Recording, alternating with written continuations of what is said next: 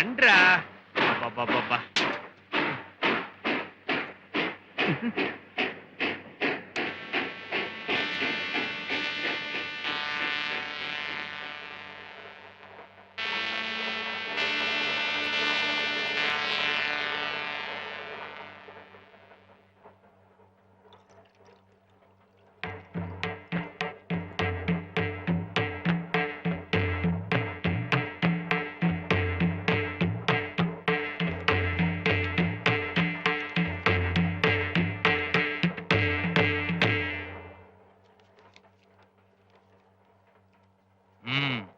మీరు ముగ్గురు సంగీత విద్వాంసుల్లా ఉన్నారే.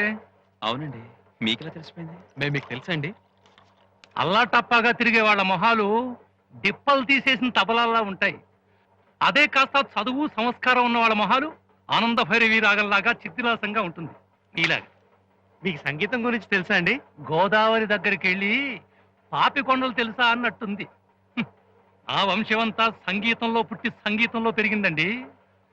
మా నాన్నగారి పేరు మీరు వినే ఉంటారు, స్వరశ్రీ కీర్తిశేషుల కనకరాజు గారు. కీర్తిశేషులు అంటే పాపం మీ నాన్నగారు చచ్చిపోయారండి? లేదండి, బతికే ఉన్నారు. కీర్తిశేషుల అంటే అది మా ఇంటి పేరు.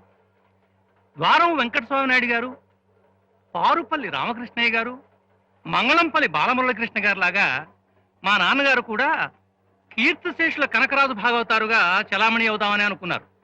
కానీ కీర్తిశేషుల అన్నది మా ఇంటి పేరుని తెలియక పాపం జనం ఆయన చచ్చిపోయారు అనుకున్నారు. దాంతో కథలు రావటం మానేశాయి.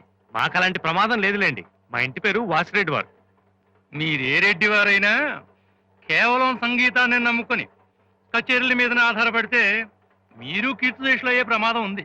మరి సంగీతం తప్ప మాకు మరో విద్య రాదే? రానక్కర్లేదండి. మీకు తెలుసున్న సంగీతాన్ని ఎలా ఉపయోగిస్తే ఎక్కువ ఉపయోగపడుతుందో ఆలోచించాలి. మీకు నా మాట మీద నమ్మకం ఉంటే.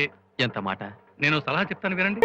ఏమన్నావో ఏం విన్నానో, కన్నులతో మాట్లాడే భాషే వేరు.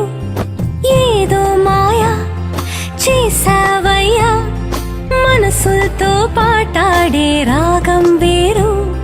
చిన్ని చిన్ని ఆసే సిరి వెన్నెల్లో నా పూసే, గుండెల్లో నీ ఊసే ఒక భాసే చేసే.